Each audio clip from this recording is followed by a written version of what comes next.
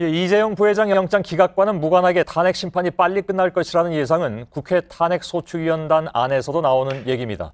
증인 신청자 수를 대폭 줄인 데다가 탄핵 사유도 요점을 좀 더 추려서 조만간 헌재에 다시 제출하기로 한 것. 이 두 가지가 속도를 높이는 요인이 된다는 얘기인데요. 자세한 얘기를 직접 들어보겠습니다. 국회 탄핵소추위원장을 맡고 있는 권성동 법사위원장이 탄핵 심판 7차 변론을 마치고 중구 순화동 스튜디오에 지금 나와 계십니다. 자, 권 위원장님 안녕하십니까? 예, 안녕하십니까. 권성동입니다. 자, 7차 변론은 오늘 뭐 예상대로 그냥 순탄하게 끝난 건가요? 아직 끝나지 않고 진행 중에 있습니다. 아, 그렇습니까? 그러면 예, 저하고 인터뷰하고 다시 가셔야 되는 건가요? 예, 그렇습니다. 아, 그렇군요. 예. 지금 굉장히 좀 여의치 않은 상황에서 나와주신 거네요. 자, 먼저 앞서 거론한 두 가지 요인 중에 후자, 그러니까 증인 수를 대폭 줄인 것. 그건 제가 첫 번째 말씀드린 것이고, 두 번째, 즉 탄핵 사유도 요점을 추려서 다시 제출한다. 이건 뉴스룸을 통해서 처음으로 공개하시는 걸로 알고 있습니다. 예. 최근에 대표 변호사에게 탄핵 소추안 준비 서면을 다시 손질해달라 이렇게 지시했다고 들었습니다. 이른바 탄핵 사유 중에 매우 중요한 것만 다듬는다는 건데 구체적으로 어떤 의미인지 좀 설명을 해주시겠습니까? 예. 국회가 의결한 탄핵 소추안에는 헌법 위반 부분이 5개, 법률 위반 부분이 8개로 정리가 되어 있습니다. 예. 그리고 법률 위반 부분 8개가 마치 검찰의 공소장처럼 뭐 뇌물수수죄에 해당한다, 강요죄에 해당한다, 또 뭐 직권남용죄에 해당한다 이렇게 해서 범죄가 되는 것처럼 설치가 되어 있습니다. 예. 그런데 탄핵 심판은 대통령에 대한 파면 결정을 하는 행정소송의 일종이거든요. 예. 그래서 유무죄는 유죄냐 무죄냐는 형사법정에서 가려야 될 문제고 탄핵법정에서는 대통령의 직무집행 행위가 헌법과 법률에 위반되느냐 여부만을 판단하면 됩니다. 예. 그런데 그 범죄 행위로 구성되어 있는 부분을 사실관계는 그대로 두고 법률적 평가를 헌법상의 대원칙인 국민주권주의에 위배되는 것이냐, 아니면 뭐 직업공무원 제도를 침해한 것이냐, 또 사적 자치의 기반을 둔 기업 결정의 자유를 침해함으로써 우리 헌법상의 대원칙인 시장 경제 질서를 훼손한 것이냐, 이런 식으로 헌법 위반 부분으로 사실관계는 그대로 두고 거기에 대한 법률적 평가를 다시 정리해서 제출하겠다는 말씀입니다. 예. 자, 원래 헌법재판소에서 지난번에 꽤 여러 가지의 탄핵 소추 사유를 내셨을 때 대략 5가지의 카테고리로 해가지고 헌법재판소에서 이미 예. 정리를 한 바가 있습니다. 그럼 그것과 이것과는 어떤 차이가 있습니까?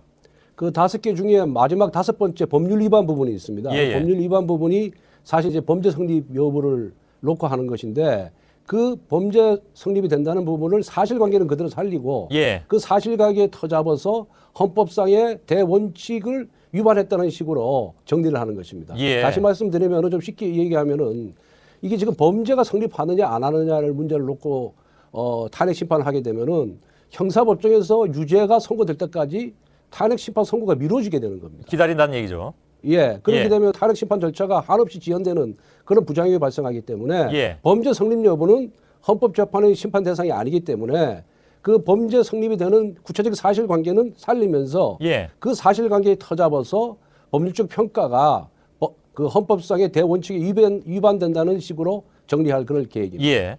그럼 그걸 정리해서 언제쯤 다시 제출하실 생각이십니까? 제가 어제 그 대표 변호사한테 지시를 했고 또 오늘도 재판이 진행 중에 있기 때문에 가급적이면 다음 주 초까지 제출할 그럴 계획을 갖고 있습니다. 예. 거기다가 아까 말씀드린 대로 이제 그 증인 숫자도 굉장히 줄였기 때문에 당연히 이제 빨리 진행될 수밖에 없다 이렇게 생각은 할 수가 있는 것 같은데 다만 요것만 좀 확인하겠습니다. 그렇게 탄핵 사유를 요점을 추려서 다시 제출하는 것이 규정상 뭐 어긋나거나 그러진 않습니까? 기본적인 사실관계는 그대로 유지를 한 채 거기에 대한 법률적 평가만을 달리하는 것이기 때문에 예. 아무런 문제가 없습니다. 알겠습니다.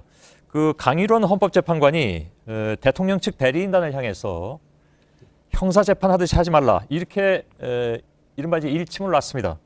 조금 전에 말씀하신 것과 오늘 강일원 재판관이 한 얘기와 맥이 닿는 것 같은데 혹시 권 위원장께서 보시기에도 헌재가 절차를 좀 빨리 할 것이라는 그런 느낌을 가지고 계십니까?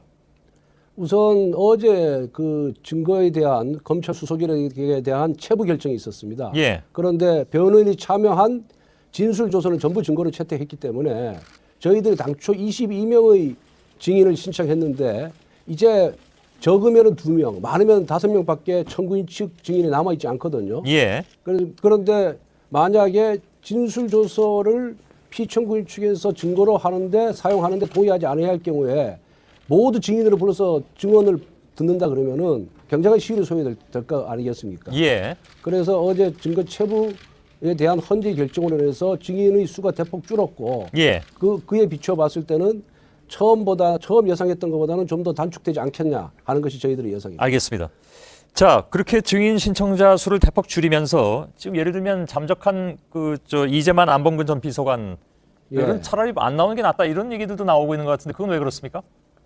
뭐 저희들이 안 나오는 게 낫다라는 판단을 내리는 것은 아니고요. 예. 이재만 안봉근이 지금 집을 비워서 소재 탐지까지 했는데 지금 소재 불명으로 나오고 있거든요. 예. 그러면은 소재 탐지를 했음에도 불구하고 불명으로 나왔을 경우에는 형사소송법의 규정에 의해서 증거로 채택할 수가 있습니다. 예.